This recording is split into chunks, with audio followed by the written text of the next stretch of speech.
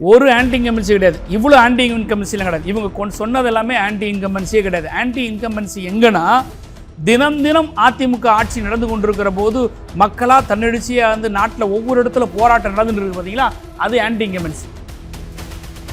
இன்னைக்கு anti incumbency இல்லைன்னு அண்ணன் சொல்றது வந்து வேடிக்கையாக இருக்கிறது. ஏனென்றால் காவல்துறை அதிகாரி தனக்கு பாலியல் தொல்லை கொடுத்தான் என்று ஒரு திமுக கூட்டத்திலே கலந்து கொண்ட 2 பேர் மீது புகார் கொடுத்து அந்த புகார் வாபஸ் வாங்கப்பட்டிருக்கிற அளவிற்கான சட்டம் ஒழுங்கு பாதுகாக்கப்பட்டது இவர்கள் ஆட்சி காலம். உங்கள் கூட்டணியில் இருக்கக்கூடிய ஐயா கமலஹாசன் ஒரே ஒரு வார்த்தை சொன்னார். ஒருத்தர் நீங்க பதில் சொல்லியிருக்கீங்க. அது வரைக்கும் அங்க இருக்கிற அத்தனை கட்சிக்காரன் அடிக்கிறான். எப்படி நீங்க சொல்ல முடியும்னு கீழ்ச்சி போடுறான்.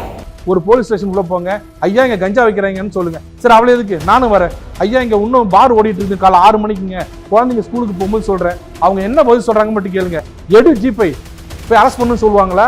அது டெய்லி நடக்குது சார், போங்க சார் சொல்லுவாங்களா? இது என்ன எப்போ போய் முடிய போகுது? காலையில நைட் வரைக்கும் ஃபுல் டைம் டாஸ்மாக் இருந்தா வேலைக்கு ஆள் வர மாட்டாங்க. ஒவ்வொருத்தரும் பாதிக்குது. ராம ஜென்மபூமி உங்களால எடுக்க முடியுதா? இல்ல ஆர்டிகல் 370 உங்களால எடுக்க முடியுதா? ஜம்மு காஷ்மீர் உங்களால பிரிக்க முடியுதா? இல்ல இருங்க வரேன். குஜராத் இனப்படுகொலைன்னு சொன்னீங்க. அது பேச முடியல. அப்ப இருப்பா ஏன் அவசரப்படுற? தமிழ்நாட்டுக்காக பேசும்போது பதட்டப்படாம பதில சொல்லுங்க. இவ்வளவு தூரம் அப்படியே அடுக்குறீங்களே. அதிமுக ஆட்சி காலத்தில் நடைபெற்ற ஊழல்கள் குறித்து திமுக தெருவில் நின்று பேசிட்டு குற்றச்சாட்டு சொல்லிட்டு போயிடல. நீதிமன்றத்தில் போய் முறையிட்டு நீண்ட காலம் வழக்குகளை நடத்தி உரிய சான்றுகளை கொடுத்து தண்டனை பெற்று கொடுத்திருக்கிறார்கள். யாருக்கு? அதிமுக யாரும் தண்டிக்கப்படலையா? யாருக்கு? ஜெயலலிதா அம்மா தண்டிக்கப்படலையா? தண்டனைக்குரிய ஒரு தண்டிக்கப்படலையா இருக்க முடியுமா? சசிகலா அம்மா ஏதாவது ஒரு பொறுப்புல இருந்தாங்களா? முதலமைச்சரா இருந்தாங்களா? அமைச்சரா இருந்தாங்களா?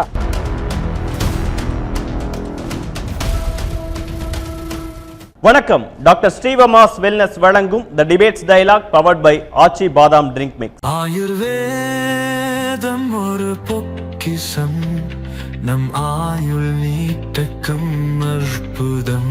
டாக்டர் ஸ்ரீவர்மாஸ் ஆச்சி பாதாம் ட்ரிங்க். ஆச்சி பாதாம் ட்ரிங்க் ஒன்னு வாங்குனா ஒன்னு ஃப்ரீ. மாநில உரிமைகள்ல சமரசம் பண்ணி அதிமுக பாஜகவோட கூட்டணி வைக்கிறதுனால எவ்வளவு நான் பதில் சொல்லுகிறேன். முடிந்தால் அண்ணன் அதை எதிர்கொள்ளட்டும். பாரதிய ஜனதாவோடு நல்ல காங்கிரஸோடு இருந்த கூட்டணியா இருந்தாலும் யார் மத்தியிலே ஆட்சி செய்தாலும் மாநில உரிமைகளை ஒரு நாளும் சமரசம் செய்து கொள்ளாத ஒரு கட்சி அண்ணா திராவிட முன்னேற்றக் கழகம். நான் அதுக்கு எல்லாற்றுக்கும் பதில் சொல்லுகிறேன். சரிதானுங்களா?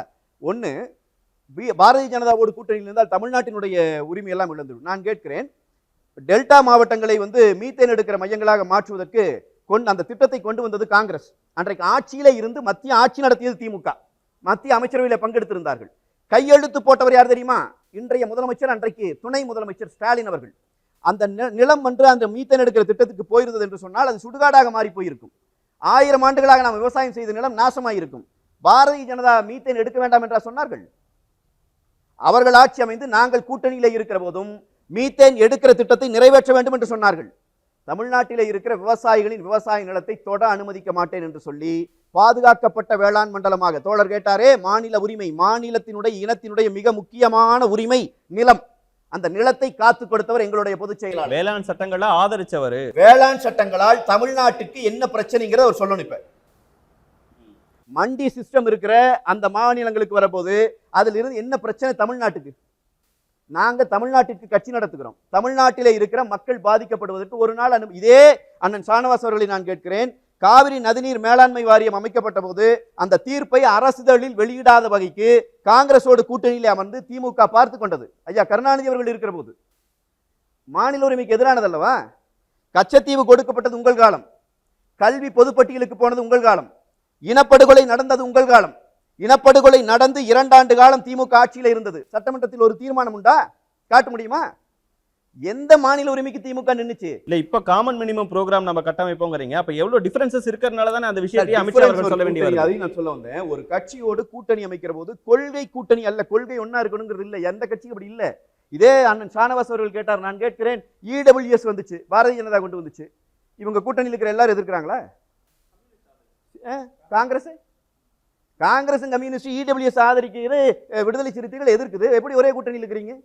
மதிமுகவினுடைய மரியாதைக்குரிய அண்ணன் வைகோ அவர்கள் போன முறை இந்த இதுல பாராளுமன்றத்துக்கு அனுப்பினாங்க, ராஜ்யசபாக்கு பாராளுமன்ற வாயிலில் நின்று பேட்டி கொடுத்தார். இன்றைக்கும் பேட்டி இருக்கிறது. இந்த கூட்டணி அமைந்த பிறகு இவர்கள் சொல்லுகிறார்கள் இல்லையா, தொடர் வெற்றி கூட்டணி. இந்த கூட்டணி அமைந்த பிறகு ராஜ்யசபாக்கு போயிட்டு பேட்டி கொடுத்தார்.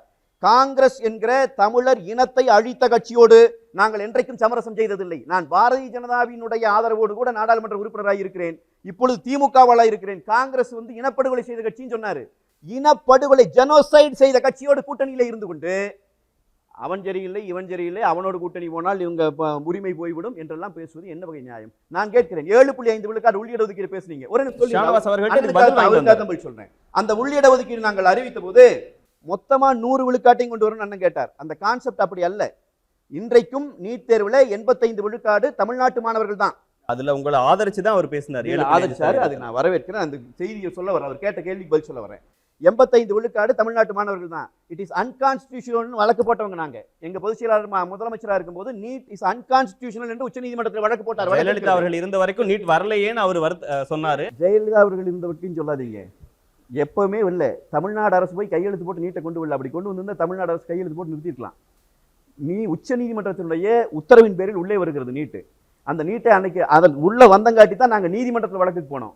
அப்ப யார் அதிகமாக பாதிக்கப்படுகிறார் என்று பார்த்து 7.5% கொண்டு வர்றோம். இப்ப கேட்டார் இல்லையா மாநில உரிமைகளுக்கு நின்றுக்கிறீங்களான்னு, அந்த 7.5% நாங்கள் கொண்டு வந்த போது ஆளுநர் கையெழுத்து போட்டாரா? நாங்க கூட்டணியில தான் இருந்தோம், பாரதிய ஜனதா கூட்டணி தான். திமுக போராட்டம் பண்ணுச்சு ஆளுநர் கையெழுத்து போடணும். சட்டம் கொண்டு வந்தது நாங்க. போராட்டம் பண்ணாங்கன்னா எல்லாரும் போராடலாம். சட்டம் கொண்டு வந்து நாங்க 7.5 வள்ளின்னு ஆளுநரே ஆட்டுக்கு தாடி ஆளுநரேன்ட்டு நாங்க ஒண்ணு கொடி பிடிச்சி கருப்பு கொடி பிடிச்சி ஓடலையே. அரசியலமைப்பு சட்டம் முதலமைச்சருக்கு கொடுத்திருக்கிற அதிகாரத்தை பயன்படுத்தினோம். அவசர சட்டம் போட்டார், ஆளுநரின் கையெழுத்து இல்லாமல் 600 பிள்ளைகள் அரசு மருத்துவக் கல்லூரிக்குள்ளே நுழைந்தார்கள். அதுதான் எடப்பாடியார், அதுதான் அதிமுக. எனவே மாநில உரிமைகள் குறித்து அதிமுகவுக்கு வகுப்பெடுக்க வேண்டிய தேவையில்லை. பதில் வாங்கிட்டது ஷானவாஸ் அவர்கள், நீங்க ஒன்னும் சொல்ல வேணாம், எங்களுக்கே எல்லாம் தெரியும்.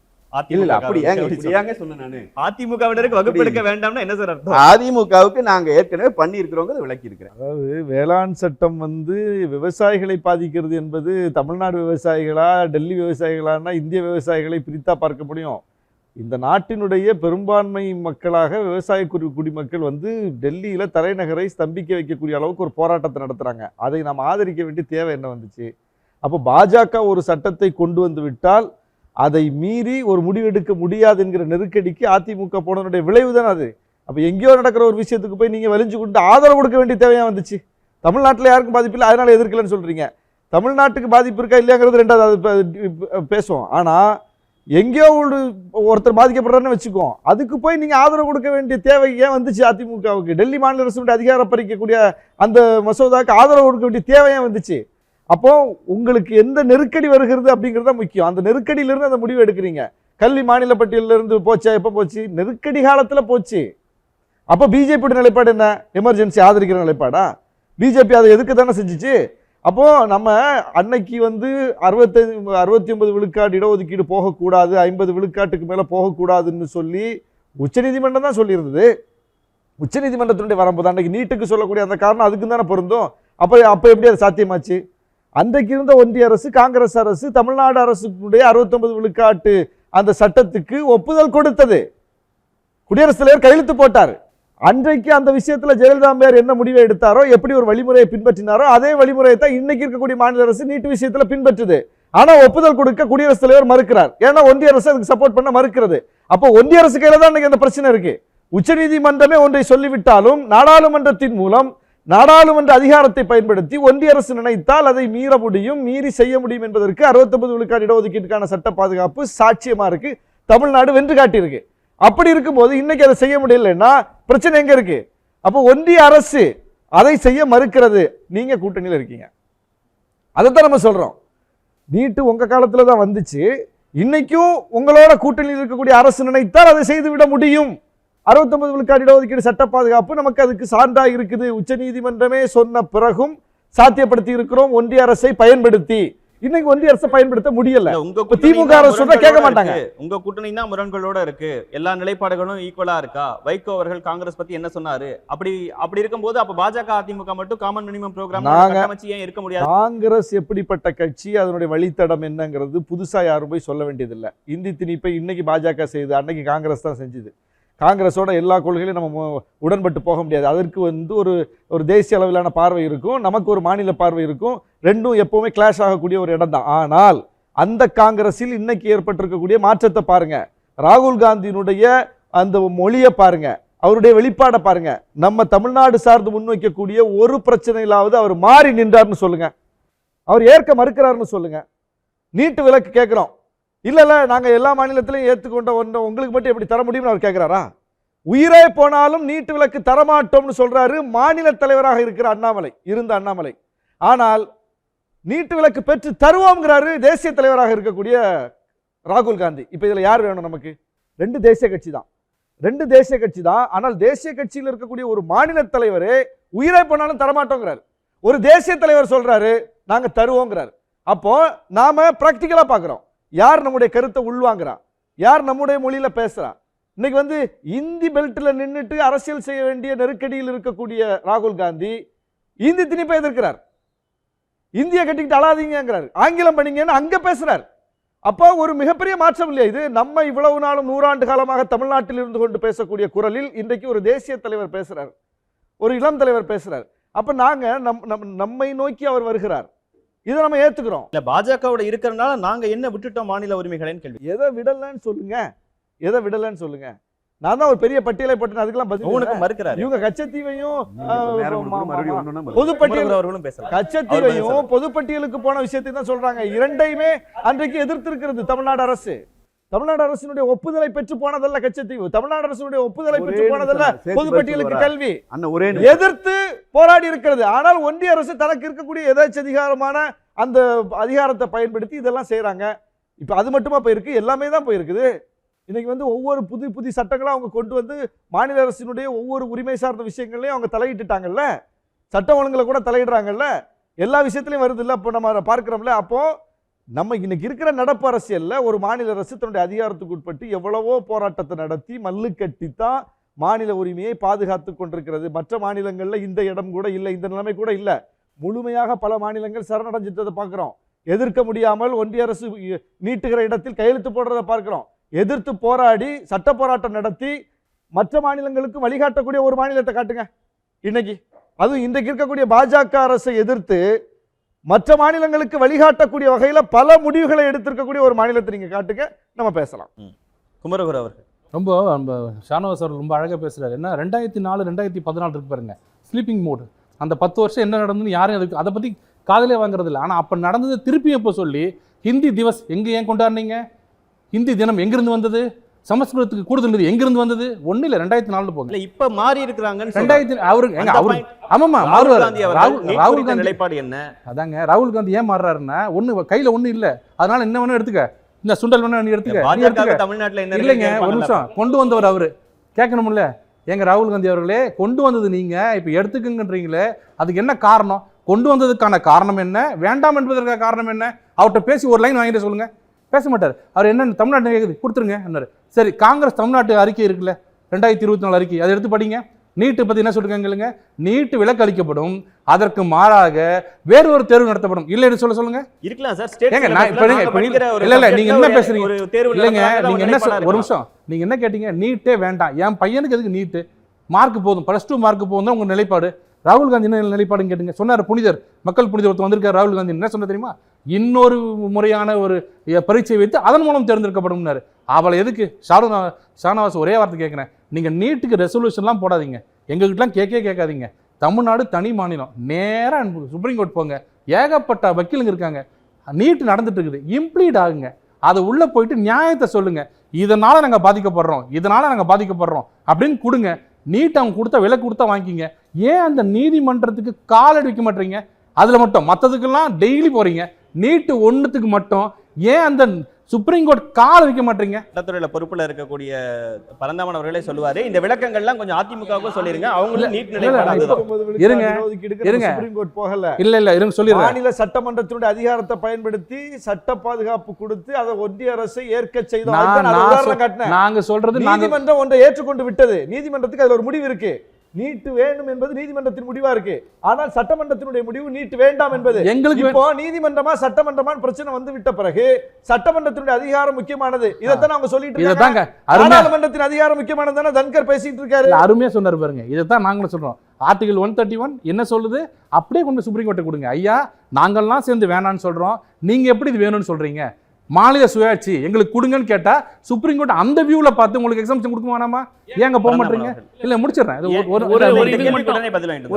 அதாவது குமரகுருவன் சார் வந்து அதை ஒன்றும் பர்பஸ்ஃபுல்லாக வந்து பாலை தூக்கி நீதிமன்றத்துக்குள்ளே போக சொல்லி தள்ளுறாங்க. அவங்களுக்கு நல்லா தெரியும், இப்போது மாநில அரசாங்கம் சட்டம் இயற்றுவதற்கான ஒரு அதிகாரம் இருக்குது. இது வந்து ஒரு பொது பட்டியல் சம்பந்தப்பட்ட விஷயம். மாநில அரசுக்கு உட்பட்ட அதிகாரத்துக்காக சம்பந்தமாக தான் தமிழ்நாடு சட்டமன்றமே அதை சட்டம் பாஸ் பண்ணி நாங்கள் இங்கே இம்ப்ளிமெண்ட் பண்ணலாம். ஆனால் இது வந்து ஒன்றிய அரசினுடைய ஒப்புதல் வேணும், ஜனாதிபதியினுடைய ஒப்புதல் வேணும். அப்போ ஜனாதிபதியுடைய ஒப்புதலுக்கு அனுப்பியிருக்கும்போது தார்மீகமாக ஜனாதிபதி என்ன செய்யணும்னா, ஒரு மக்களால் தேர்ந்தெடுக்கப்பட்ட ஒரு அரசாங்கம், பெரும்பான்மை இருக்கக்கூடிய அரசாங்கம், ஒட்டுமொத்த தமிழ்நாட்டிற்கு 234 எம்எல்ஏஸும் சேர்ந்து 4 பேர் தவிர அவங்கள தவிர மீதி எல்லாருமே சேர்ந்து, அவங்களுக்கு உணர்வு இருக்கும் ஆனால் ஓட்டு போடலை விட்டுருங்க, அவங்க எல்லாரும் சேர்ந்து கொடுத்து அனுப்பப்பட்ட அந்த ஒரு சட்டத்தை ஜனாதிபதி கிடப்பில் போட வைக்கக்கூடிய ஒரு மிகப்பெரிய குற்றத்தை செய்தாங்களே, அது தவறு இல்லையா? அது வந்து ஒன்றிய அரசுடைய பொறுப்பு இல்லையா? ஏன்னா ஒன்றிய அமைச்சகத்தின் மூலமாக தான் ஜனாதிபதிக்கே போகுது. அப்போது தமிழ்நாடு அரசாங்கம் அனுப்பின சட்டத்தை பிரசிடெண்ட் கையெழுத்து போட்டிருந்தாரு. அது இன்றைக்கி இல்லை, அன்றைக்கி எடப்பாடி பழனிசாமி அவங்க அனுப்பியிருந்த அந்த காலகட்டத்தில் கையெழுத்து போட்டிருந்தாலும் சரி, இல்லை இப்போ அட்லீஸ்ட் நாங்கள் அனுப்பியிருந்தோமே அப்போ கையெழுத்து போட்டிருந்தாலும் சரி, நீங்கள் செய்ய வேண்டிய வேலையை செய்யாமல் விட்டு எங்களை போய் கோர்ட்டுக்கு போங்கன்னு சொல்கிற என்ன விதத்தில் நியாயம் அது? இது வாதமாகுமா? இன்னொன்று, ரெண்டாவது வந்து அவர் என்ன புனிதரா ராகுல் காந்தி அப்படின்னா, காங்கிரஸ் பற்றின விஷயங்களை நண்பர் ஷானவாஸ் சொன்னார். அதாவது வந்து கல்விக் கொள்கையாகட்டும், மொழிக் கொள்கையாகட்டும், காங்கிரஸில் இன்றைக்கு இருந்த ஒரு செக்யூலர் மனப்பான்மை உள்ள பெரும்பான்மையின தலைவர்கள் போல அன்றைக்கு முடிவெடுக்கக்கூடிய இடத்துல ஆர்எஸ்எஸ் சித்தாந்தம் மனப்பான்மை உள்ளவங்க தான் இருந்தாங்க. அதனால தான் ஒரு ஓட்டில் தான் வந்து இந்தி வேண்டாம்ங்கிற முடிவு அரசியலமைப்பு சட்டத்தின் மூலமாக கொண்டு வர முடிஞ்சதே தவிர, இல்லைனா பெரும்பான்மை இன்றைக்கி இந்தி நேஷனல் லாங்குவேஜாக இருக்கும். இன்றைக்கி அரசியலமைப்பு சட்டத்தில் இந்தியை வந்து அதை வந்து கொண்டு வரப்படுவதற்கான நடவடிக்கையை ஒன்றிய அரசு மேற்கொள்ள வேண்டும்ன்ற சரத்து இருக்குது. அந்த சரத்து இருக்கிற வரைக்கும் ஒன்றிய அரசுகள் யார் இருந்தாலும் அதை வந்து செய்ய தான் செய்வாங்க. அதை தான் மாநில கட்சிகள் என்ன சொல்லணும், அதை அமெண்ட்மெண்ட் கொண்டு வாங்கன்றோம். புரியுதுங்களா? ஸோ இன்றைக்கி வந்து ராகுல் காந்தி வந்து கல்வியை கன்கரண்ட் லிஸ்ட்டில் இருக்கிறத மாநில பட்டியலுக்கு கொண்டு வாங்கன்ற தேர்தல் அறிக்கை வச்சது. ரெண்டாவது வந்து நீட்டு விரும்புகிற மாநிலங்கள் வச்சுக்கலாம் அப்படிங்கிற விஷயத்தை பேச வச்சுது. இதையெல்லாம் எது பேச வச்சுது என்றால், கொள்கை பிடிப்போடு இருக்கக்கூடிய திராவிட முன்னேற்ற கழகம் அன்றைக்கு ஒரு பெரிய பிடிவாதத்தோடு இருந்த காங்கிரஸை இன்றைக்கு மாநில பார்வைகளுக்கு கொண்டு வந்த ஒரு பொறுப்பு திமுகவுக்கும் மாநில கட்சிகளுக்கும். நான் என்ன ஒரே சின்ன விஷயம் கேட்டுறேன். நீங்க ஒருத்தர் கேக்குறீங்க, ஜனாதிபதி அவர் கொடுக்க மாட்டேங்கிறாரு, மக்கள் இருங்க கொடுக்க மாட்டேங்கிறாரு, இல்ல உங்க இது புரியுது, வேதனை புரியுது. நம்ம மக்கள் மேல் நல்ல என்ன பண்ணோம்னா, நீ கொடுக்க மாட்டீங்களா, இன்னொரு ஆப்ஷன் இருக்கு, நான் அதுல வாங்கி மக்களுக்கு கொடுப்பன்றது அரசியல். அந்த ஆப்ஷன் எப்போ வரும்? அந்த ஆப்ஷன் இருக்கு, கரெக்ட். குமரகுருவன் சொல்றது கரெக்ட், ஆப்ஷன் இருக்கு. நீதிமன்றம் போறது அது இப்பதானே ஜனாதிபதிக்கு வந்து நாங்க வந்து ஒரு நீதிமன்றம் உத்தரவு போட்டிருக்கு. என்னன்னு நீங்க எல்லாமே 30 நாளைக்கு மேல செய்ய கூடாதுன்னு சொல்லிட்டு அதிமுக ஆட்சியில் திரும்பி வந்துருச்சு. நீங்களே சொன்னீங்க, அதிமுக ஆட்சியிலேயே பிரசிடென்ட் ஆபீஸ்ல இருந்து திரும்பி வந்துருச்சு, பண்ண முடியாதுன்னு. நீங்க என்ன பண்ணணும், உங்களுக்கு என்ன எதுக்கு சொல்றேன்னா, என் குழந்தை நல்லா முடியலங்க, கவர்மெண்ட் முடிஞ்சு போச்சு, அடுத்து நாங்க வந்து அதே பழி சுமத்த முடியாது. அதே சொல்லலாம். ஒரு குழந்தை வந்து என் குழந்தை நல்லா இருக்கணும்னா உங்ககிட்ட கடன் கேட்கிறேன், கடன் கொடுக்கலன்னா வேற இடத்துல வாங்கி என் குழந்தைய படிக்க வைக்கிறது தான் அப்பாக்கு அழகு. கொடுக்கலன்னு நீ ஏன் கொடுக்க மாட்டே தெரியுமா? என் மேல வந்து ஒரு தனிப்பட்ட விரோதம், இவர் மோசம்னு காமிக்கிறது அரசியல். நீங்க என்ன சொல்ல வரீங்க, பிஜேபி அரசியல் ஆக்க நினைக்கிறீங்க. நான் என்ன சொல்றேன், சுப்ரீம் கோர்ட்ல இதே கேஸ் வந்தது, இதே கேள்வி கேட்டாங்க, எந்த வகையில நீங்க பாதிக்கப்பட்டிருக்கீங்க தமிழ்நாடு? அவங்க கேட்ட ஒரே வார்த்தை, எந்த வகையில பாதிக்கப்பட்டிருக்கீங்கன்னு சொல்லுங்க, தரவுகளை கொடுங்க. தரவுகளை கொடுக்க முடியாது. எனக்கு இங்க ஒண்ணு இல்ல. காமன் மினிமம் ப்ரோகிராம்ல நீட் சொல்றேன், இதேதான் இருங்க. 99-2004 பாஜகவோட சேரும்போது பண்டார பரதேசிகள் அவங்க கிடையாது, அவங்க ஒன்றும் தீண்டத்தரவன் அப்படி சொல்லும் போது சொன்னது காமன் மினிமம் ப்ரோக்ராம். இப்போ கூட ஏன் கூட்டணி வச்சிங்கன்னு திமுக காரங்களை கேட்டா, நாங்க சும்மா ஒன்றும் வைக்கல, பிஜேபியோட காமன் மினிமம் ப்ரோக்ராம் வச்சு நாங்க கட்டுப்பாடாக தான் இருந்தோம். அவங்க வச்சா காமன் மினிமம் ப்ரோக்ராம் புனிதமானது, நாங்க வச்சா மோசமா. ஆமா வெச்சோம். ராம ஜென்மபூமி உங்களால எடுக்க முடியுதா? இல்ல ஆர்டிகல் 370 உங்களால எடுக்க முடியுதா? ஜம்மு காஷ்மீர் உங்களால பிரிக்க முடியுதா?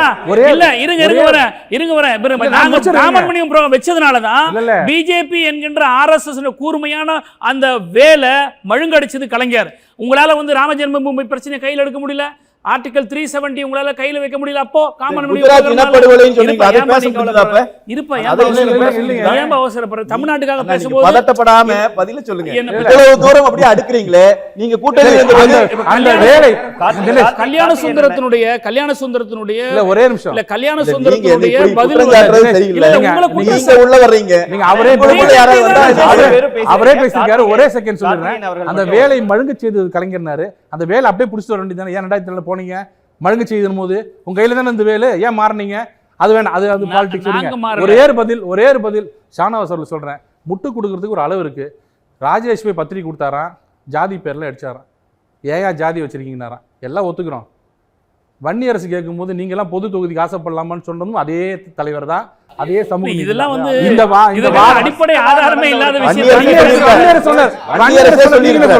வன்னியரசு சொன்னதை எங்க தலைவர் அதிகாரப்பூர்வமா மறுத்து. எனக்கு தெரியாதுங்க. நான் வன்னியரசு அவர்கள் கூட்டணி பேச போறது வன்னியரசு கிடையாது, நான் தான் போறேன். எங்கிட்ட தான் அப்படி பேசியிருப்பாரு, எங்கிட்ட அப்படி பேசல. ஏன்னா அதே கலைஞரிடம் பொது தொகுதியை பெற்று வந்தவர் எங்களுக்கு. அது வேற. நீங்க மக்கள் நல கூட்டணி போது வேற மாதிரி பேசிருப்பீங்க. ஒண்ணு நடக்காதது விஷயத்துல வன்னியரசு போய் சொல்கிறார். அதுதான் சார். தம்ப்நெயில் போடுங்க. வன்னியரசு போய் சொல்கிறார். அதாவது ரெண்டுல ஒண்ணு உண்மையா இருக்கணும். ஒண்ணு திமுக பொது தொகுதியை தந்திருக்க கூடாது. அப்படி தராம இருந்திருக்காங்க பார்த்தா அதே கலைஞர் கொடுத்திருக்காரு. இல்ல ரெண்டுல ஒண்ணு தான் உண்மையா இருக்க முடியும். ஒண்ணு வன்னியரசன் சொன்னது உண்மை, இல்ல திருமாவளவன் சொன்னது உண்மை. ஏன் அத்தனை பேர் சேர்ந்து பேசுறீங்க? அவர் பதில் சொல்றாருல, இருங்க, அவர் பதில் சொல்றாரு. இல்ல விசிகே நோக்கி கேள்வி கேட்டிருக்காங்க. ஒரு பதில் சொல்லட்டும். அதாவது பொது தொகுதி விசிகாவுக்கு தரவில்லை அப்படிங்கிறது உங்க குற்றச்சாட்டு. கலைஞர் தரவில்லைங்கிறார். நாங்க வாங்கி இருக்கிறோம், போட்டி இருக்கிறோம். 2001 சொல்றோம், 2011 சொல்றோம், 2021 சொல்றோம். அப்போ எது உண்மை? பொது தொகுதி தரவில்லை என்பது குற்றச்சாட்டு இல்லை. ஒருத்தர் சொல்றது உண்மை. பொது தொகுதி தரமாட்டோம், அதுக்கு ஆசைப்படலாமான்னு கேட்டார்னு அவர் சொன்னது குற்றச்சாட்டு. ஓகே, அதற்கான பதில் அதுக்கு தான் பொது தொகுதி வாங்கி போட்டி. அப்படினா அவர் சொன்னது பொய்ன்னு சொல்லிட்டு போங்க. அவ்வளவுதான். திரு கார்த்திகேயன் அவர்கள், அது பொய் தான். அது திமுக அதிமுக ரெண்டு பேரும் ஒரே மாதிரி கட்சிகள் தான். அவங்க பேர் மட்டும்தான் வித்தியாசம், கொடி மட்டும்தான் வித்தியாசம். ஊழல்ல இருந்து வாரிசுல இருந்து எல்லாமே ஒரே மாதிரி தான் இருக்கு. அதனால ரெண்டு பேரையும் எதிர்க்கிறோம் அப்படிங்கிறது. இவ்வளோ டிஃப்ரென்சஸ் இங்கே பட்டியலிடுறாங்க. ஒரு விஷயத்தை நாங்கள் பாராட்டி ஆகணும். அண்ணன் பரந்தாமன் அவர்கள் வந்துட்டு சொல்லும்போது, நாங்கள் காங்கிரஸோடு கூட்டணியிலிருந்து ஆட்சி அதிகாரத்தை பகிர்ந்து கொண்ட வரைக்கும் காங்கிரஸில் இருந்த மூத்த தலைவர்கள் அத்தனை பேரும் RSS சித்தாந்தத்தை ஏற்றுக்கொண்டவர்களாக தான் இருந்தாங்க. இல்ல அப்படி சொல்லல. நான் இல்ல ஒரு விஷயம் ப்ளீஸ் ஒரு காலத்துல ஒரு நிமிஷம் ப்ளீஸ். அந்த மாதிரி இவ்வளவு தடவை தலையிடுறாரு. ஒரு எல்லாரும் பேசும்போது தலையிடுறாரு. இல்ல மன்னிக்கணும். கல்யாண சுந்தரம் குறுக்கிடுறதுக்கான நேரம் இருக்கு. கல்யாண சுந்தரம் மாதிரி எல்லாத்துக்குமே குறுக்கிட கூடாது. நான் என்ன சொல்றேன், இப்ப கூட நீங்க குறுக்கிட கூடாது. அவர் கார்த்திகேயன் பேசுறான்னு அது அர்த்தம் இருக்கு. நீங்க குறுக்கிடாதீங்க. அவர் சொல்லலாம். ஒரே ஒரு நிமிஷம் டாக்டர், ஒரு நிமிஷம் டாக்டர். நான் ஒரு நிமிஷம் டாக்டர், சின்ன திருத்தம். நாங்க ஆட்சி அதிகாரத்தில் இருக்கும் போதே காங்கிரஸ்ல அப்படிப்பட்ட RSS சித்தாந்தம் உள்ளவங்கன்னு சொல்ல வரல. இந்த நாடு விடுதலை அடையும் போது அரசியலமைப்பு சட்டத்தை உருவாக்கும் போது அன்றைக்கு இருந்த காங்கிரஸ் தலைவர்களுடைய மத்தியில அந்த சனாதன RSS சித்தாந்தம் இருந்தான்னு சொல்றேன். அவ்வளவுதான். நான் ஒரு படி மேலேயே போய் சொல்றேன். திமுக இல்ல கார்த்திகேயன் அவர்கள், ஷானவாஸ் அவர்கள் அதை மறுக்கல. என்ன இன்னும் ஒரு படி மேலே போய் சொல்றேன். ராகுல் காந்தியினுடைய தலைமை என்பதுதான் இன்னைக்கு நேரடியான RSS எதிர்ப்பு தலைமை. அதற்கு முன்னால் இருந்த காங்கிரஸ் என்பது, ஏன்னா பிரணாப் முகர்ஜி RSS கேம்ப்ல போய் நிக்கிறாரு. கேள்வி நீங்க போறதுக்கு முன்னாடி அவர் அதுக்கான விளக்கத்தை சொல்றாரு. அது தேடி பேசுங்க. பிரணாப் முகர்ஜி RSS கேம்ப்ல போய் நின்னாரு. நம்ம நரசிம்ம ராவ் ஆட்சி காலத்துல பாபர் மசூதி இடிக்கப்பட்டது. ஒவ்வொன்றையும் நம்ம பார்க்கிறோம். ஏன்னா இந்த போராட்டத்தை தான் அந்த கட்சிக்குள்ள ராகுல் காந்தியை சந்திச்சு கொண்டிருக்கிற அன்னைக்கு அவர் பொறுப்பெடுத்து வந்த உடனே நிறைய பழம் பெருச்சாளிகள் கட்சியை விட்டு வெளியேற்றப்பட்டாங்க. ஏன்னா அந்த கட்சிக்குள்ளேயே இந்த சித்தாந்தத்தை உள்வாங்கியவங்க தான் இருந்தாங்க. 100 ஆண்டுகளுக்கு முன்னால் பிஜேபி கிடையாதுல்ல. 100 ஆண்டுகளுக்கு முன்னால பிஜேபி உண்டா? 50 ஆண்டுக்கு முன்னால் பிஜேபி உண்டா? அப்ப பிஜேபி கருத்துள்ளவர்கள் எங்க இருந்தாங்க? காங்கிரஸ் இருந்தாங்க.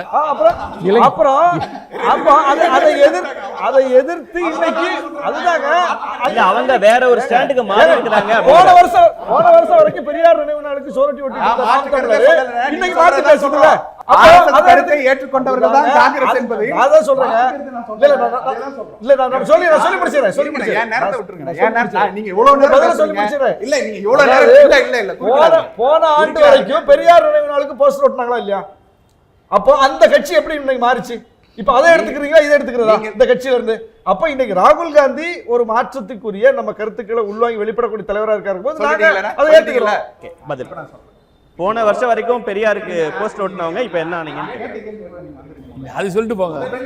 நீங்கள் இருந்தது RSS சித்தாந்தத்தை காங்கிரஸ் ஏற்றுக்கொண்டிருக்குதுன்னு 2 பேரும் சொன்ன அதே கருத்தை தான் நானும் சொல்றேன். அதுல மாற்று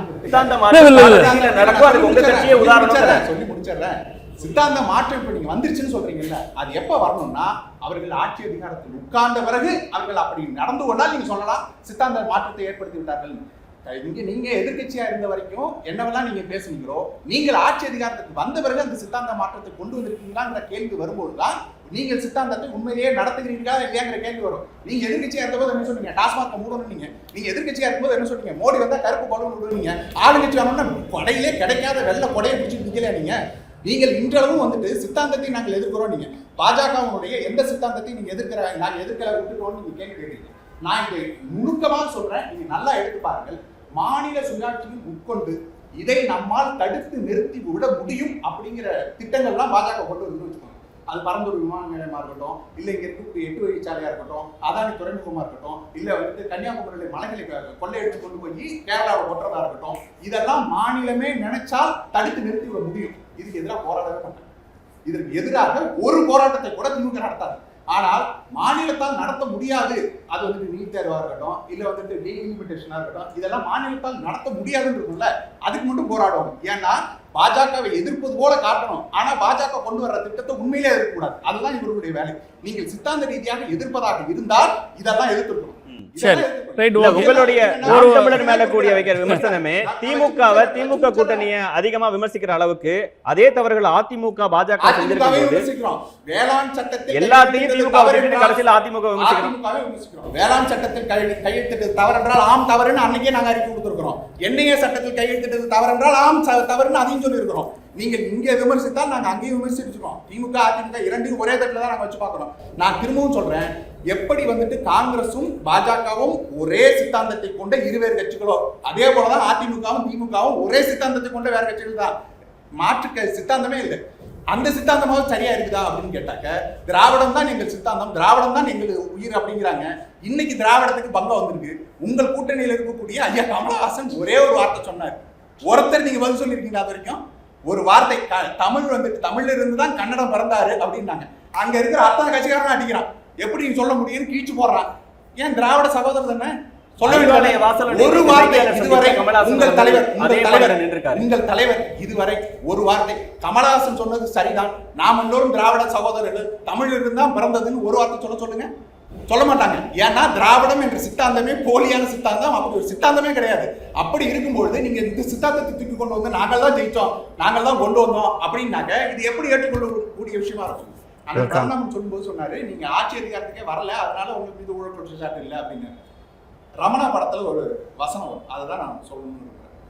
ஒரு ஆபீஸ்ல இருக்கிற அத்தனை பேர்ல எவன் ஊழல் லஞ்சம் வாங்குறாங்கிறத காட்டி கொடுக்குறாங்க எவனா இருப்பான்னா லஞ்ச ஊழலே வாங்காதவனா தான் இருப்பான் அப்படிங்கறத எப்படி சொல்லுவாங்களோ, அதே போல நீங்கள் ஆட்சி அதிகாரத்துக்கு வருவதற்கு முன்பாகவே ஓட்டுக்கு காசு கொடுக்காமல் நேர்மையாக தேர்தலை சந்தித்து ஜனநாயக பூர்வமாக எந்த கட்சி நிற்குமோ அந்த கட்சி தான் ஆட்சி அதிகாரத்துக்கு வந்தாலும் ஊழலற்று நிற்கும். அதுக்கு இதுதான் சான்று அப்படின்னு சொல்லிக்கிறேன். இந்த திட்டத்தில் ஊழல் என்று சொல்ல முடிந்ததா அப்படின்னு கேட்டாரு. நான் பட்டியலிட்டே சொன்னேன்.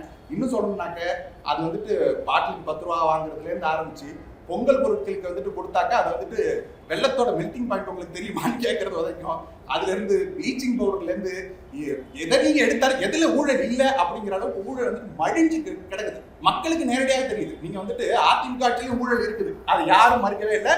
அவர்கள் அத்தனையும் ஊழல் செஞ்சார்கள். கேள்வி கேட்டீங்கன்னா அட்லீஸ்ட் கொஞ்சம் பயப்படுவாங்க. இல்ல இப்ப லிஸ்ட் பண்ண மாதிரி ஒரு லிஸ்ட் அதிமுக போட்டோம் அப்படின்னு திருப்பி கேள்வி கேட்கறாங்க. எதாச்சும் அது ஒரு போர்க்கு இருக்குல்ல, ஓசி பஸ்ல தானே வந்த அப்படின்னு கேட்கிறவர் இல்ல, அவங்க மேல என்ன நடவடிக்கை, அவர் எவ்வளவு பெரிய சீனியரா இருந்தாலும் என்ன நடவடிக்கை? ஓசி பஸ்ஸுக்கு நடவடிக்கை எடுத்தாங்களா? பட்டய நாமத்துக்கு எடுத்தாங்க. எதுக்கு நடவடிக்கை எடுத்தாங்க? நடவடிக்கை எடுத்தது பெண்கள் மத்தியில் இவர்களுடைய ஓட்டு போயிடுங்கிறதுக்காக எடுத்தாங்க. நீங்கள் அலங்காரம் செய்து கொண்டு வருகிறீங்களே, நாங்க கொடுத்த 1000 ரூபாய் தானே கேட்டாங்களா இல்லையா? கேட்டாங்களா இல்லையா? இந்த எதாச்சார போக்கு இருக்குல்ல, இதைத்தான் நாங்க வன்மையா கண்டிக்கிறோம். மக்கள் எவ்வளவு தூரம் வெறுப்புல இருக்கிறாங்கன்னு இன்னும் அவர்களுக்கு தெரியவில்லை. அரசு அதிகாரிகள் நாங்க வந்துட்டு இவர்கள் கொடுத்த நாங்கள்லாம் நிறைவேற்றிட்டோம், மொத்தத்தையும் நிறைவேற்றிட்டோம், 100% நிறைவேற்றிட்டோம், 90% நிறைவேற்றிட்டோங்கிறாங்க. அரசு ஊழியர்கள்லாம் அவ்வளவு கடுப்புல இருக்கிறாங்க. டாஸ்மாக் ஊழியர்கள்லாம் போராட்டம் பண்றாங்க. உங்களை நம்பி வாக்களித்த அத்தனை மக்களோட வீட்டையும் இடிச்சு தூக்கி கொண்டு போய் குப்பை மாதிரி போடுறீங்க.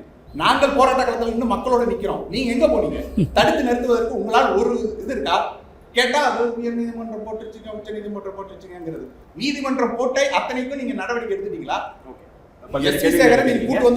அரசின் நோக்கி பல கேள்வி கேட்டிருக்கிறார் டாக்டர் கார்த்திகேயன். அதாவது குறிப்பாக வந்து அந்த காங்கிரஸ் பேர் இயக்கத்தை பற்றி பேசும்போது இன்றைக்கி அவங்க சொல்கிறாங்க அது ஏற்றுக்க முடியாது, ஆட்சி அதிகாரத்துக்கு வந்த பிறகு தான் அவங்க இந்த செக்குலர் அக்செப்டன்ஸை பற்றி அவங்க பேசணுன்றாங்க.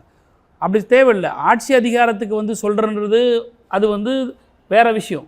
ஆனால் வந்து ஆட்சி அதிகாரத்துக்கு வர்றதுக்கு முன்னாடி தேர்தல் இருக்கீங்கன்னா இப்போ ஒரு அரசியல் கட்சிகளுக்கும் எல்லாருமே வந்து நாங்கள் ஆட்சிக்கு வந்து அதை செய்கிறோன்னு சொல்கிறாங்களே.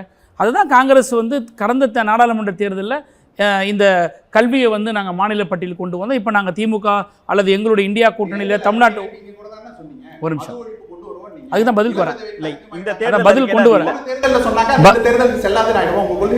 நல்ல விஷயம், நான் பதில் சொல்ல கண்டிப்பாக சொல்கிறேன்.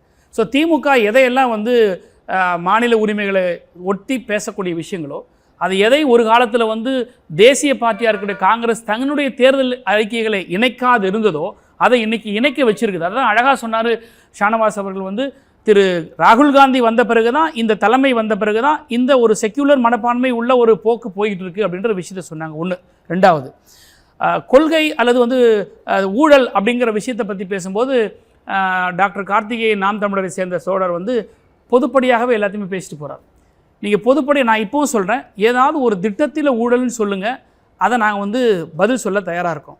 ஒரு ஒரு ஒரு ஒரு ஏதாவது ஒரு ஸ்கீமில் எங்கேயாவது ஒரு இடத்துல ஒரு லேகிங், ஒரு தவறு நடந்திருக்கும். நீங்கள் வந்து வெள்ளம் உருகி போச்சு அப்படின்னு ஒரு பொங்கல் தொகுப்பில் வந்த ஒரு விஷயங்கள் வந்து அது யதார்த்தம், அது மெல்ட்டிங்கு அப்படிங்கிறத வந்து நாங்கள் வந்து எக்ஸ்ப்ளனேஷன் கொடுத்தோம். ஆனால் அது வெள்ளமே இல்லை, அது சுண்ணாம்பு கட்டி மாவு கட்டி இல்லை மண் கட்டினா நீங்கள் ஊழல் சொல்லலாம். புரியுதுங்களா? அதனால வந்து ஊழல் ஒரு நிமிஷம் பேசுகிறேன்.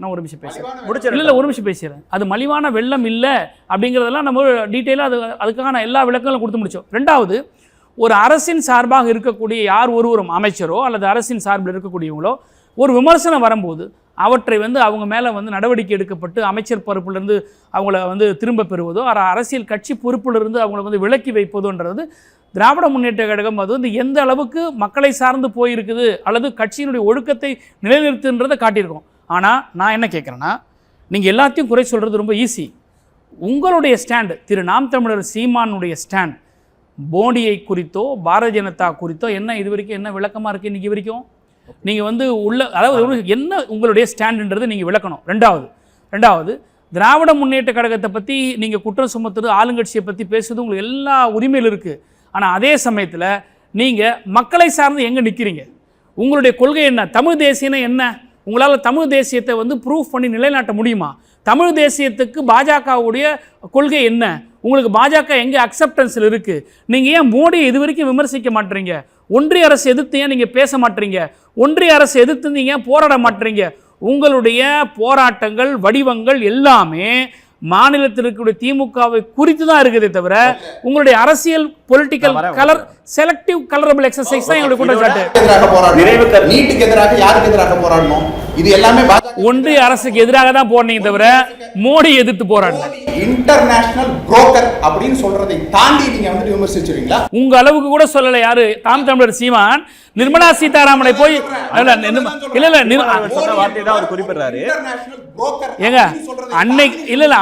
அன்னைக்கு பெரியார தூக்கி பிடிக்குதோ இன்னைக்கு பெரியார விமர்சனம் பண்றதும், அன்னைக்கு வந்து மோடியை வந்து விமர்சனம் பண்றதும், இன்னைக்கு முக்காடு போட்டு இந்திரா போய் வந்து நிர்மலா சீதாராமனை போய் நட்சத்திர ஓட்டுல சந்திச்சு வந்ததும் எல்லாம் மாறுதுல. நாங்க சந்திக்கிற இல்ல அதெல்லாம் நாங்க பம்பல இல்ல அது உங்களுடைய அரசியல் உங்களுடைய அரசியல் அறிவுத்தன்மை உள்ளதான் காட்டுது. ஏன் 3 வருஷம் கழிச்சு ஏன் போனன்றது நாம் தமிழர் கட்சியுடைய அரசியல் அறிவுத்தன்மை உள்ளதான் காட்டுது. மக்கள் புரிஞ்சுப்பாங்க. நிறைவு கருத்தாவும் ஒரு நிமிஷம் யாரும் இடையூறு இல்லாம இவ்வளோ ஆன்டி இன்கம்பன்சியை எப்படி சமாளிக்க போறீங்கிற விஷயத்தையும் ஒரு ஆன்டி இன்கம்பன்சி கிடையாது. இவ்வளோ ஆன்டி இன்கம்பன்சிலாம் கிடையாது. இவங்க சொன்னது எல்லாமே ஆன்டி இன்கம்பன்சியே கிடையாது. ஆன்டி இன்கம்பன்சி எங்கன்னா தினம் தினம் அதிமுக ஆட்சி நடந்து கொண்டிருக்கிற போது மக்களாக தன்னெழுச்சியாக வந்து நாட்டில் ஒவ்வொரு இடத்துல போராட்டம் நடந்துட்டு இருக்கு பார்த்தீங்களா, அது ஆன்டி இன்கம்பன்சி. அரசாங்கத்தின் மீது குற்றச்சாட்டுகளோ சட்ட ஒழுங்கு பிரச்சனைகளோ எல்லா அரசுக்கும் இருக்கக்கூடிய விஷயம்தான். இந்த வெர்ஷன், அதாவது 2026 யாருடைய வெர்ஷன் நீங்கள் கேட்டிருக்கீங்க பார்த்தீங்களா, இந்த திராவிட மாடல் வெர்ஷன் தான் இந்தியா முழுவதும் இருக்க போகுது. எதுக்காகனா, நாங்கள் சொன்ன திட்டங்களை தான் இன்றைக்கி பிஜேபி ஆளுகிற மாநிலங்களாக இருக்கக்கூடிய வருவதற்கு காரணம், அவங்க தேர்தல் அறிக்கையில் சொல்லி மக்கள் சமுதாய நலத்திட்டங்களை கொண்டு வந்து இன்றைக்கி மகாராஷ்டிராவில், மத்திய பிரதேசம் எல்லா இடத்துலையும் திட்டங்களை கொடுத்து ஓட்டை வாங்கி இன்றைக்கி ஆட்சி அமைச்சிருக்கிறாங்க. ஸோ அந்த திராவிட மாடல் இன்றைக்கு வந்து வெற்றிகரமாக இந்தியா மாடலாக இருக்கிறத தவிர ஃபிலிக்ஸ் போன்ற தூத்துக்குடியில் இருக்கக்கூடியவங்களெல்லாம் வந்து இயற்கையாக இறந்தாங்கன்னு சொல்லி கூட வெர்ஷன் இல்லை. எங்கள் வெர்ஷன் அக்கௌண்டபிலிட்டி நாங்கள் எடுக்கிறோம். யார் தவறு செய்தாலும் ஆட்சி அதிகாரத்தில் இருக்கக்கூடிய நாங்கள் பொறுப்பேற்று, அது வேங்க வயலாக இருக்கட்டும் அல்லது வந்து எந்த ஒரு குற்ற நிகழ்வாக இருக்கட்டும், நடவடிக்கை எடுத்து தண்டனையை பெற்றுத்தரக்கூடிய ஒரு ஆட்சி. எனவே இந்த திராவிட மாடல் வெர்ஷன் தான் இந்தியாவுக்கான வெர்ஷனாக இருக்கும். மக்கள் புரிஞ்சுப்பாங்க. கல்யாணம் அதாவதுங்க, இப்போ எல்லா 3 முறை தொடர்ச்சியாக காங்கிரஸ் தோற்று மாநில கட்சிகளை விட அது குறைவான இடம் வாங்குகிற இடத்துக்கு போன பிறகு அதிலே வந்து தேவதூதர்கள் இறங்கி வந்து விட்டார்கள், புனிதம் அடைந்து விட்டது காங்கிரஸ் என்கிற ஒரு பிரச்சாரத்தை அவர்கள் வைக்கிறார்கள். நான் ரொம்ப சிம்பிளாக கேட்க விரும்புறது, எமர்ஜென்சியில் போச்சு கல்வி பொதுப்பட்டியல் கேள்வி கேட்டால் பதில் சொல்ல வேண்டியது வரும். நீங்க சம்மப் பண்ணிட்டீங்க, சம்மிங் அப் பண்ணணும். ஒருவேளை அவங்க கேள்வி கேட்டாங்கன்னா நான் நிறைய உங்களுக்கு சொல்ல வரேன். அதான் சொல்ல வரேன். கேள்வி கேட்டால் பதில் சொல்றோம். இதே குற்றச்சாட்டு வச்சுக்கிறீங்க. நான் பேசவே இல்லை கடைசி 20 நிமிஷமா. நான் பார்த்துட்டு வேடிக்கை தான் பார்த்தேன். நான் என்னை பொறுத்த வரைக்கும் நான் இந்த தெளிவாக சொல்றது என்ன, இவங்க இன்னைக்கு மாநில உரிமைகள் என்று பேசுகிறவர்கள் கல்வி பொதுப்பட்டியலுக்கு போன பிறகு 19 ஆண்டுகள் மத்திய அரசிலே இவர்கள் பங்கெடுத்தார்கள், மத்திய அரசையே நடத்தினார்கள், டிரைவிங் சீட்லேயே இருந்தாங்க. ஒன்றும் கேட்டு கல்வியை மாநில பட்டியல் கொண்டு வரல. நம்மளும் மத்தியில கூட்டணியில் இருந்தோம்னா, நம்மளும் பாஜக ஆட்சியில் இருக்கும்போது மத்தியில கூட்டணி மிக மிக மிக குறுகிய காலம். அதில் நாங்கள் என்ன செய்தோங்கிறது நான் சொல்றேன். உறுதித்தன்மை தானே அது. காலம் என்ன? நிச்சயமா காலம்ங்க. ஏங்க, ஒரு கட்சி வந்து 19 வருஷம் மாறி மாறி கூட்டணியில் டிரைவிங் சீட்டில் உட்காந்துருக்கு ஒரு கவர்மெண்ட்டை நடத்துகிற இடத்துல. அன்னைக்கு இந்த மாநில உரிமைகள் பற்றி பேசியிருக்கலாம். இன்னைக்கு ராகுல் காந்தி வந்து விட்டார், அவர் பார்த்தீர்களா நாங்கள் சொல்வதையெல்லாம் செய்கிறார் என்று சொல்லுகிற அந்த மகா புருஷர் ராகுல் காந்தி அவர்களினுடைய காலத்திலே தான் மேகதாதுவிலே அணை கட்டுவதற்கு நிதி ஒதுக்கியது கர்நாடகா காங்கிரஸ். அந்த காங்கிரஸுக்கு பிரச்சாரம் செய்ய போனார்கள் இவர்கள். அந்த முதலமைச்சர் இன்றைக்கு தமிழ் வந்து கன்னடத்தினுடைய ஒரு நேஷனல் பார்ட்டியோட டெசிஷன்ங்கிறது மாறும். பாஜகவும் கர்நாடகா பாஜக என்ன டெசிஷன் எடுக்கும், தமிழ்நாடு பாஜக என்ன டெசிஷன் எடுக்கும்னா அது டிஃபரன்சஸ் இருக்கும். உங்களுக்கு சொன்னப்பத்தானே ஷானவாசன் கேட்டாரு, என்னப்பா இந்த மாநிலத்துக்கு மட்டும் பேசுறீங்க, இங்க இருக்கிற விவசாயிகளை அங்கெல்லாம் பறந்து பார்க்க கூடாதான்னு தான் சொன்னாரு.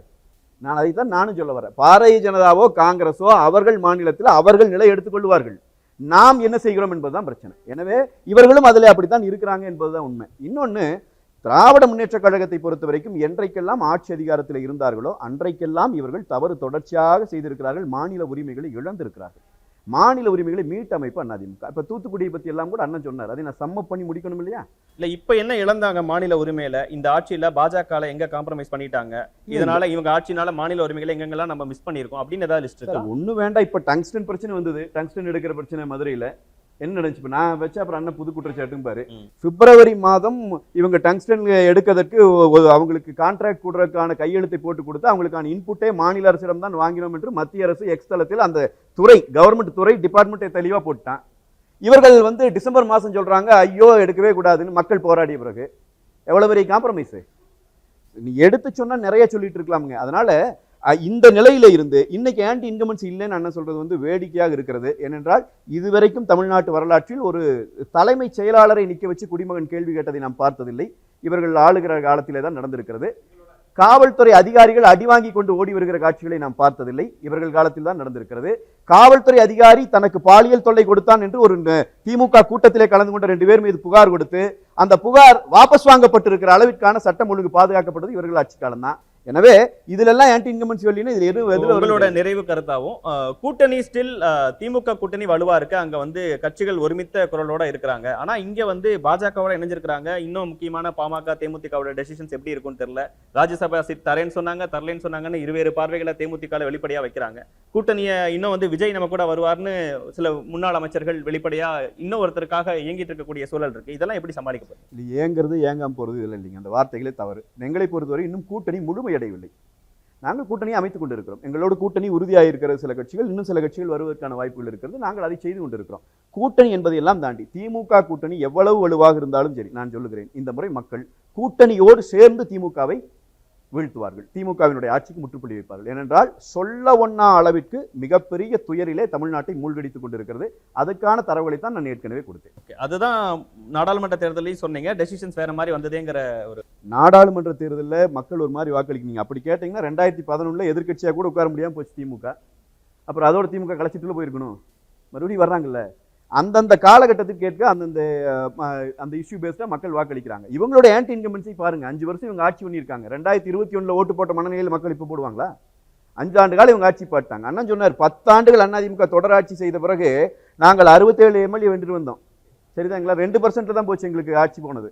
அப்போ அது அந்த ஒன்று பெரிய 10 ஆண்டு ஆன்டி இன்கம்பன்சி இல்லை. ஐயா கருணாநிதி அவர்கள் 2006 11 வரைக்கும் 5 வருஷம் ஆண்டார். எதிர்க்கட்சியாக கூட கோர முடியல, போயிட்டாங்க. அதுதான் நிலைமை. அண்ணன் ஸ்டாலின் அவர்களுக்கு இன்னும் கொஞ்சம் அதிகமாகவே நடக்கும். தொடர்ந்து மாற்றுன்னு சொல்லிட்டு இருந்தீங்க. ஆனா மாற்று என்று ரொம்ப வீரியமாக பேசக்கூடிய திரையுலகின் முக்கிய ஒரு பிரமுகரும் இந்த தடவை களத்துல இருக்கிறாரு. உங்க ஓட்டு இன்னும் பாதியா குறையும் அப்படிங்கிற ஒரு பிரச்சாரத்தை இல்ல சில விஷயங்களை அரசியல கூர்ந்து கவனிக்கிற பல பேரும் சொல்லிட்டு இருக்காங்க. ஆனா நீங்க வெல்வோங்கிற இடத்துக்கு போறதுக்கான காரணம் என்ன? ஏன் உங்களுக்கு வாக்களிக்கணும்னு? இந்த அரசியல் ஆர்வலர்கள் சொல்பவர்கள் எல்லாரும் வந்துட்டு நாம் தமிழ் கட்சி இதோடு காலியாயிடும் எப்போ 1% வாங்கும்போது, இதோடு காலியாயிடும் எப்போ 4% வாங்கும்போது, இதோடு காலியாயிடும் எப்போ 6% வாங்கும்போது, ஒவ்வொரு முறையும் நாம் தமிழ் கட்சி இதோடு காலியாயிடும், பாதியா போயிடும், இனிமே வாங்க முடியாது, வளர முடியாது என்று மீண்டும் மீண்டும் சொல்லிக்கொண்டே இருக்கிறார்.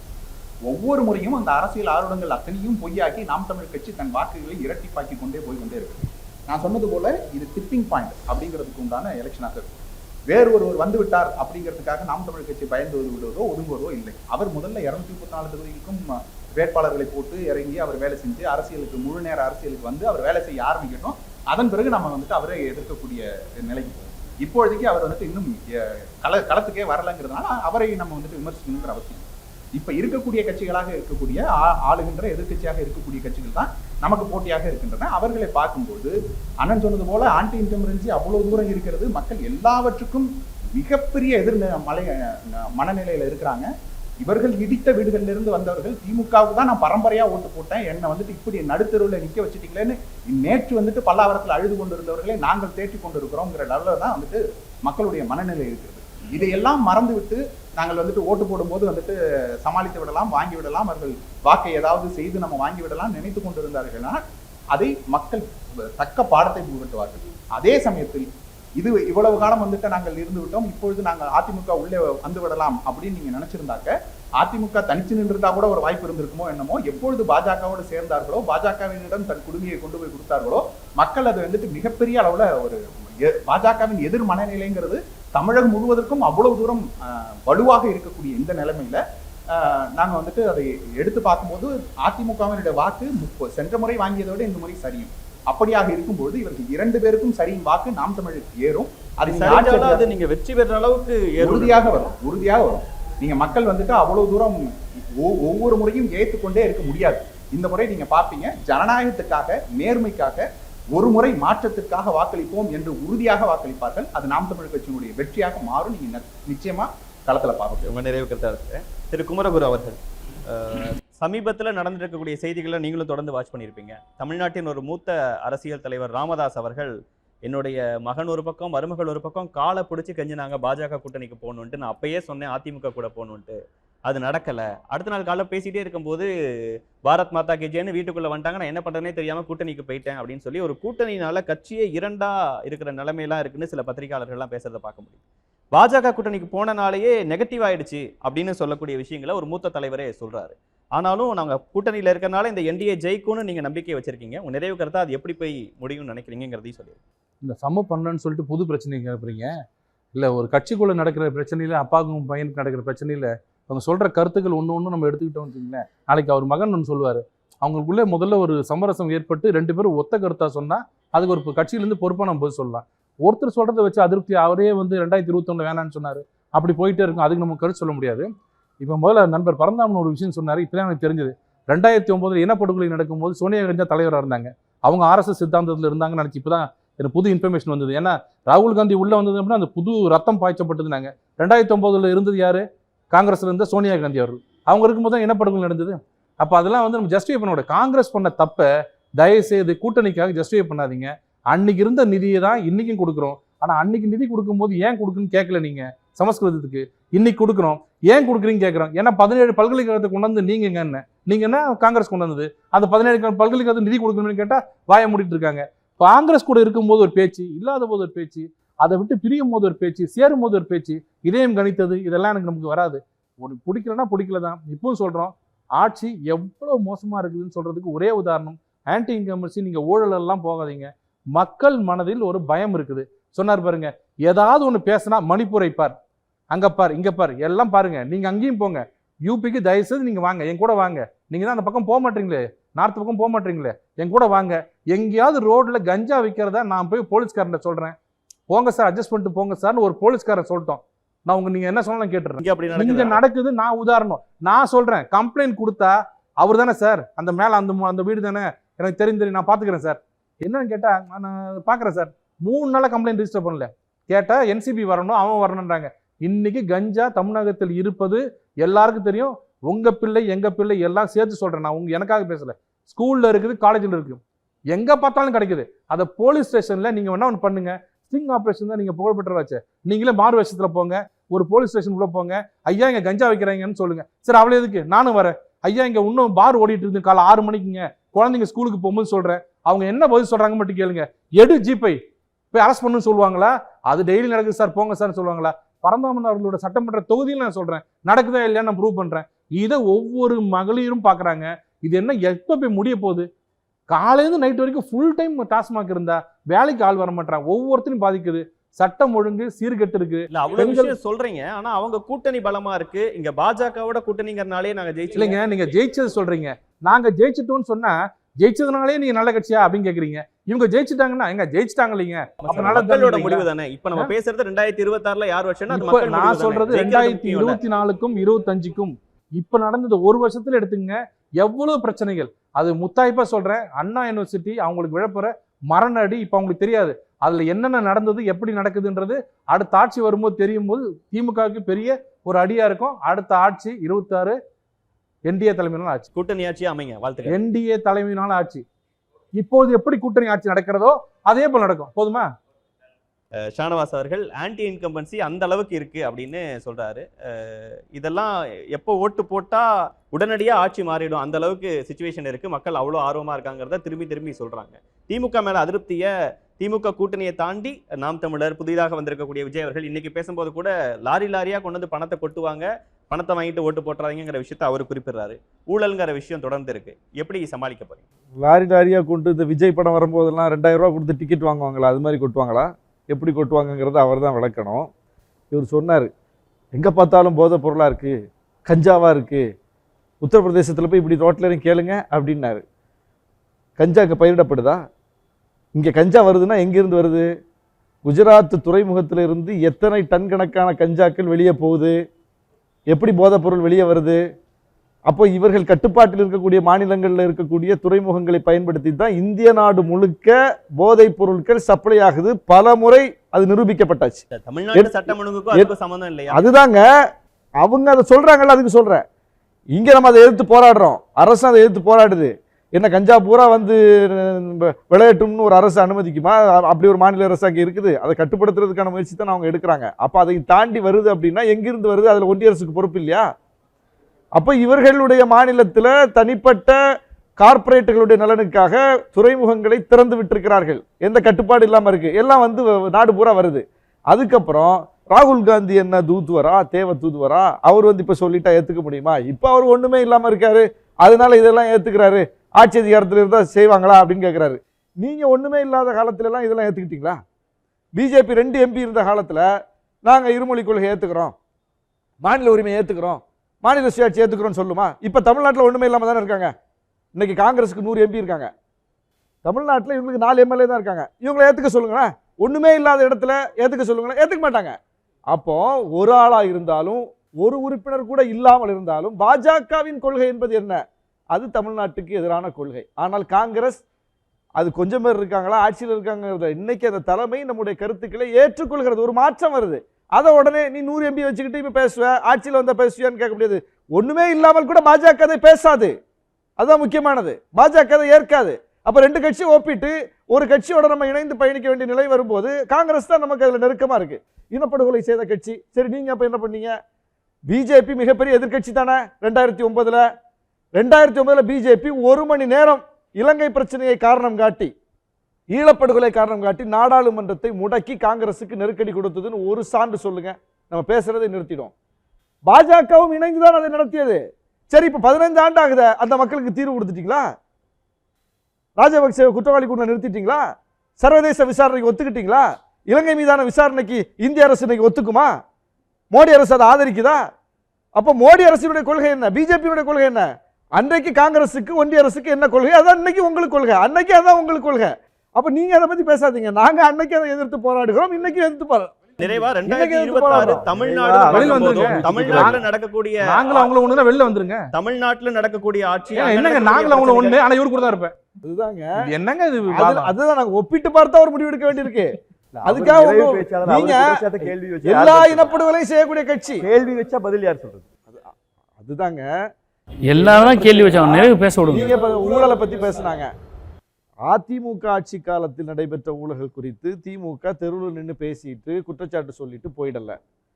நீதிமன்றத்தில் போய் முறையிட்டு நீண்ட காலம் வழக்குகளை நடத்தி உரிய சான்றுகளை கொடுத்து தண்டனை பெற்று கொடுத்திருக்கிறார்கள். ஆனால் யாருக்கு? அதிமுக யாரும் தண்டிக்கப்படலையா? யாருக்கு? ஜெயலலிதா அம்மா தண்டிக்கப்படலையா? தண்டனைக்குரிய சசிகலா தண்டிக்கப்படலையா? இருக்க முடியுமா? சசிகலா அம்மா ஏதாவது ஒரு பொறுப்புல இருந்தாங்களா? முதலமைச்சரா இருந்தாங்களா? அமைச்சரா இருந்தாங்களா? அவங்க ஏன் தண்டிக்கப்பட்டவர்?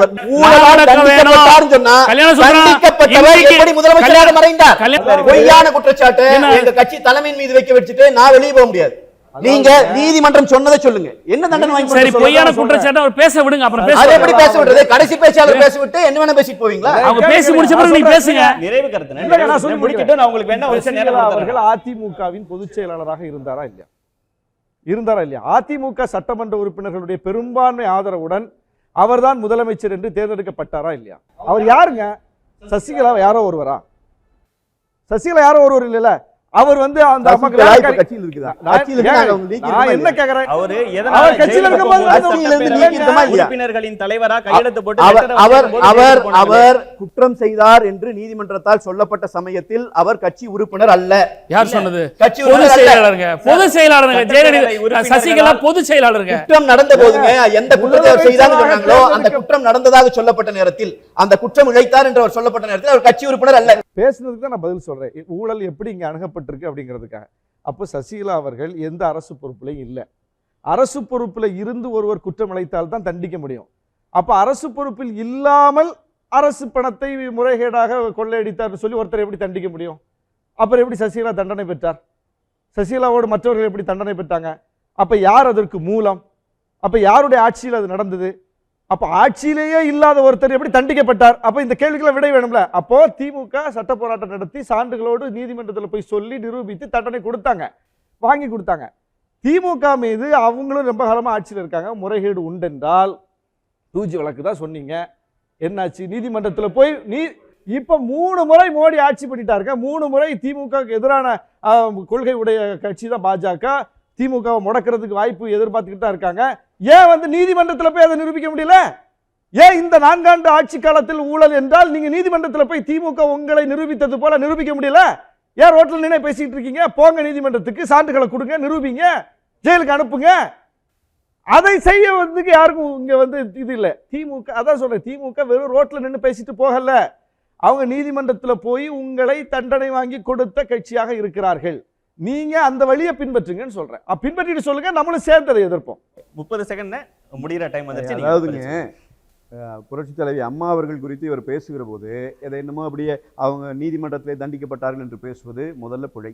குமாரசாமி அவர்கள் தீர்ப்பு கொடுத்த போது அவர் விடுதலை செய்யப்படுகிறார். விடுதலை செய்யப்பட்ட பிறகுதான் அவர் முதலமைச்சராகிறார். அவர் மரணிக்கிற கடைசி நொடி வரை முதலமைச்சராக இருந்தவர். யார் அவருடைய கல்லறைக்காக யாருகாலையும் நாங்கள் போய் பிடிக்கவில்லை. ஆட்சியிலே நாங்கள் இருந்தோம். அவர் அந்த குற்றமற்றவராகத்தான் போனார். பிறகு இருங்க, உச்சநீதிமன்ற தீர்ப்பு வருகிற போது உச்சநீதிமன்ற தீர்ப்பு அவங்க இறந்துட்டாங்கன்னு காட்டி அந்த வழக்கு விட்டு போகுது. அந்த ஒருவேளை உச்சநீதிமன்றத்திலே அவர் குற்றவாளி என்று தீர்ப்பு சொன்னாலும் அது வந்து மறு விசாரணை கொண்டு போகிற வாய்ப்பும் அவருக்கு இருந்தது. அத்தனை வாய்ப்புகள் இருக்கிற போது அந்த வழக்கு முடிந்து போனது. நான் இப்போதும் சொல்றேன், சொத்துக்கள் ஏன் பறிமுதல் செய்யப்பட்டது? ஒருவர் குற்றவாளி அல்ல நிரூபிக்கப்பட்டு விட்டால் அவருடைய சொத்துக்கள் ஏன் பறிமுதல் செய்யப்பட்ட போது ஏன் குற்றவாளி என்று அவரை சொல்லவில்லை? இறந்துட்டாங்க. இறந்துட்டாங்கல்ல, இவங்க இறந்துட்டப்ப வழக்கு முடிஞ்சுச்சுல்ல. சார் இல்ல சார், சிம்பிளா அவங்க A2 A3லாம் ஓகே, A1 அதுல யாருங்க ஒரு simple குற்றவாளி ஆ இல்லை, கல்யாண- அவர் சொத்தை கல்யாண இழந்து சுந்தரம் சொல்றது சட்ட சொல்றது முறையில correct தெரிஞ்சவங்க இல்லைங்க. A1 விடுவிக்கப்பட்டு A2 A3 வழக்குல தண்டிக்கப்பட்ட வழக்கு இல்லையா? நூற்றுக்கணக்கான ஆயிரக்கணக்கான இருக்கு வழக்குகள் இருக்கு இருக்கா? இருக்கு கல்யாண என்ன சுந்தரம் கேள்வி இது? கல்யாண சுந்தரம் கரெக்டா சொன்னாரு. அந்த அம்மா வந்து இறந்துட்டாங்க. இறந்துட்ட பிறகு புதிய வாதங்கள் ஒரே விஷயம், ஒரு கிடையாது. புதிய பதில் அவருக்கும் புரிஞ்சுக்கிட்டோம். ஏன்னா அடுத்த முறை போய் கல்யாண சுந்தரம் மாதிரி ஒரு கற்றறிந்த நல்ல இளைஞர்கள் வந்து தவறான கருத்துக்களை மக்கள் மத்தியில் சொன்னா அவருடைய எதிர்க்க பொலிட்டிக்கல் கேரியர் நல்லா வரக்கூடியவர். நான் சொல்ல கேளுங்க, ஜெயலலிதா அம்மையார் வந்து இறந்துட்டாங்க, ரைட், ஓகே. ஜெயலலிதா அம்மையார் கூட யாரெல்லாம் கோ-அக்யூஸ்டு? அந்த மாதிரி இறந்த பிறகு சட்டத்தின்படி என்னன்னா இட்ஸ் கால்ட் அபேட்மெண்ட். ஒருத்தவங்க இறந்துட்டாங்க, ஒரு நிமிஷம் இறந்துட்டாங்களா, அது அபேட்டட். அப்போது ரிமைனிங் கோ-அக்யூஸ்ட் இந்த A1ஓட சேர்ந்து காக்னிசன்ஸ் மேட் அவுட் ஆகி அதுக்கான சார்ஜஸ் ப்ரூவ் ஆனதுனால தான் கன்விக்ஷன். அதுக்கப்புறம் தான் அம்மையார் சசிகலா தண்டனை அனுபவிச்சு வெளியே வந்தாங்க. இவ்வளோதான் விஷயம். அப்போ ஜெயலலிதா உயிரோட இருந்தா இருந்திருப்பாங்க, ஓகே, ஓகே. அந்த ஜெயில இருந்திருப்பாங்க, அவ்வளவுதான். வழக்கு அச்சு போனது. இல்லன்னா 30 செகண்ட்ல அட்வொகேட் குமாரகுரு சார் வேணா அதை பத்தி ஒரு தகவல் ஒண்ணு அவரு சொல்றது இல்ல, அப்புறம் அவரு என்ன சொல்ல போறாரு அவரு? அந்த வழக்கு அவர் தெளிவா போக முடியாது, பொய்யை இவ்வளவு தெளிவா பேச முடியாது. இங்க கேளு, அந்த வழக்கு அத்து போனது, அத்து போன வழக்கு. சரி, ஒரு திருப்திக்கு பேச விடுங்க ஒரு திருப்திக்கு பேச விடுங்க. அவங்களை குற்றவாளின்னு இவங்க பேசுறது, இவங்க அரசியல் சுயநலத்துக்காக சரி, பேசிக் சுயநலமா கொண்டிருக்கிறார்கள். இல்ல நான் குற்றவாளியாங்கிறத மக்கள் புரிஞ்சுப்பாங்க. நான் மீண்டும் கேட்கிறேன், நீதிமன்றமே சொல்லாவிட்டாலும் அவர் ஊழல் குற்றவாளிதான் என்று இவர்கள் சொல்லுவார்கள் என்றால், நீதிமன்றமே சொல்லாமல் வகையில் எல்லாருக்கும் தெரிஞ்ச வகையில் தப்பு செய்தவங்களை அந்தந்த பேரை சொல்லி குற்றவாளிகள் என்று சொல்லலாமா என்பது என் கேள்வி. இனிமேல் இவர்கள் சொன்னால் நாங்களும் அதை கல்யாண சொல்லுகிறோம். சுந்தரத்துக்கு எப்படின்னா, கல்யாண சுந்தரத்துக்கு எப்படி புரிஞ்சுப்பாங்க கொடுங்க. இவ்வளவு நேரம் பொய்யான 2026 ஒரு கருத்தை மீண்டும் மீண்டும் பரப்பிட்டு இருக்காங்க. இதை உடைக்கிற போது இவர்களுக்கு அச்சம் வருது. 2026 யார் வருஷம் ஆட்சி நடக்க போகுது, மக்கள் என்ன முடிவெடுக்க போறாங்கிறத பொறுத்து பார்க்கலாம். இவ்வளவு நேரம் உங்க நேரத்தையும் கருத்துக்களையும் பகிர்ந்து கொண்டதற்கு மிக்க நன்றி.